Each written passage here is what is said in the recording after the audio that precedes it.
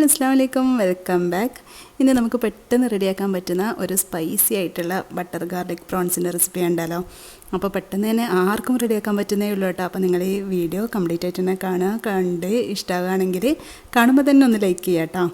അപ്പോൾ നമുക്ക് എങ്ങനെ ഉണ്ടാക്കുന്നത് നോക്കാം. അതിന് വേണ്ടിയിട്ട് ഞാനിവിടെ ഒരു 1/4 കിലോനോളം പ്രോൺസ് എടുത്തിട്ടുണ്ട്. 1/4 കിലോനല്ല, അതിൽ കുറച്ച് കൂടുതലുണ്ടാവും. ഇനി ഇതിലോട്ട് ആവശ്യത്തിനുള്ള ഉപ്പ് ചേർത്ത് കൊടുക്കുക, പിന്നെ മഞ്ഞൾപ്പൊടി ചേർത്ത് കൊടുക്കുക. ഒരു 1/4 ടീസ്പൂൺ 1/2 ടീസ്പൂൺ അങ്ങനെ മതി കേട്ടോ. പിന്നെ ഇതിലോട്ട് 1 ടേബിൾ സ്പൂൺ നിറച്ച് മുളക് പൊടിയും പിന്നെ ഒരു അരമുറി ചെറുനാരങ്ങൻ്റെ നീരും കൂടി ഇതിലോട്ട് ചേർത്ത് കൊടുത്തിട്ട് ഞാനൊന്ന് മിക്സ് ചെയ്ത് വെച്ചിട്ടുണ്ട് കേട്ടോ. ആ വീഡിയോ എൻ്റെ കയ്യിൽ നിന്ന് മിസ്സായിപ്പോയി. ഇനി ഒരു പാൻ അടുപ്പിലോട്ട് വെച്ചിട്ട് ഇതിൽ 1-1.5 ടേബിൾ സ്പൂണോളം നിറച്ച് ബട്ടർ ചേർത്ത് കൊടുക്കുക, പിന്നെ കുറച്ച് ഓയിലും കൂടി ചേർത്ത് കൊടുക്കുക കേട്ടോ. എന്നിട്ട് അതൊന്ന് ചൂടായി വരുമ്പം നമ്മൾ ഈ മിക്സ് ചെയ്ത് വെച്ച പ്രോൺസ് ഇല്ലേ, ചെമ്മീൻ, അത് ഇതിലോട്ട് കംപ്ലീറ്റ് ആയിട്ട് തന്നെ ഒന്ന് നിരത്തി വെച്ച് കൊടുക്കുക. എന്നിട്ട് നന്നായിട്ട് തന്നെ ഒന്ന് ഫ്രൈ ചെയ്തെടുക്കണം കേട്ടോ. അപ്പോൾ ഇതിൽ വെച്ചിട്ട് ഒരു മീഡിയം ഫ്ലെയിമിൽ വെച്ച് കഴിഞ്ഞാൽ പക്ഷേ കരിഞ്ഞു പോവരുത്. ആ നെയ്യിൽ കിടന്നിട്ട് ആ ഒരു ബട്ടറിൽ കിടന്നിട്ട് കരിഞ്ഞു പോവരുത്. ഒരു മീഡിയം ഫ്ലെയിമിൽ വെച്ചിട്ട് നന്നായിട്ട് തന്നെ ഒന്ന് ഫ്രൈ ആക്കി എടുക്കുക. അപ്പോൾ ഇതിലോട്ട് കുറച്ച് കുരുമുളക് പൊടിയും കൂടി ഞാൻ ചേർത്ത് കൊടുക്കുന്നുണ്ട്. ആദ്യം ചേർക്കാൻ വിട്ടുപോയി കേട്ടോ.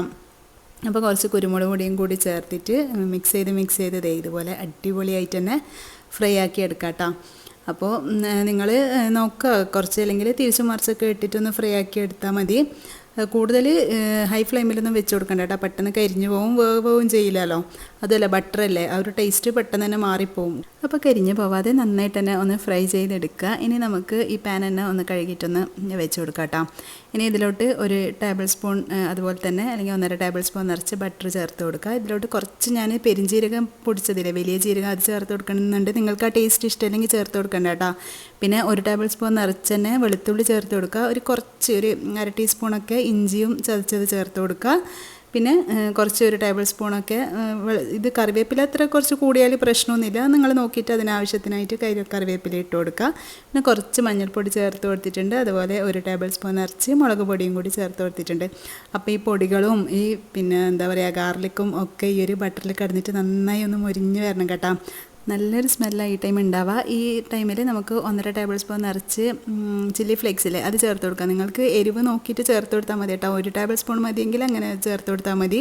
പക്ഷേ ഇതിൻ്റെ ആ ഒരു അത്ര ചില്ലി ഫ്ലേക്സിന് അത്ര എരിവൊന്നും ഉണ്ടാവില്ല. പിന്നെ ഇതിലോട്ട് കുറച്ച് കുരുമുളകും കൂടി ഞാൻ ചേർത്ത് കൊടുക്കുന്നുണ്ട്. നിങ്ങൾക്ക് ഇതും വേണമെങ്കിൽ ചേർത്താൽ മതി. സ്പൈസി ഇഷ്ടമാവുന്നവർക്ക് ഇത് നല്ല അടിപൊളി ഒരു എന്താ പറയുക ഫ്രൈ ആട്ടോ.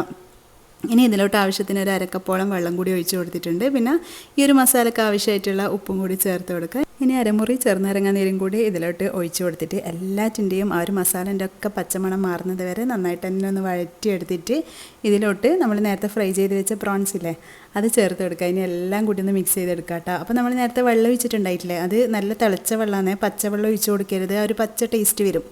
അപ്പോൾ തിളച്ച വെള്ളം തന്നെ ഒഴിച്ച് കൊടുക്കാൻ നോക്കുക. അപ്പോൾ നമ്മുടെ അടിപൊളിയായിട്ടുള്ള ബട്ടർ ഗാർലിക് പ്രോൺസ് ഇവിടെ റെഡി ആയിട്ടുണ്ട്. നല്ല സ്പൈസി ആയിട്ടുള്ള അടിപൊളി ടേസ്റ്റാണ് കേട്ടോ. ഇത് ചോറിൻ്റെ കൂടെ ആയാലും പൊറോട്ടൻ്റെ കൂടെയും ചപ്പാത്തിൻ്റെ കൂടെയൊക്കെ അടിപൊളി കോമ്പിനേഷനാണ്.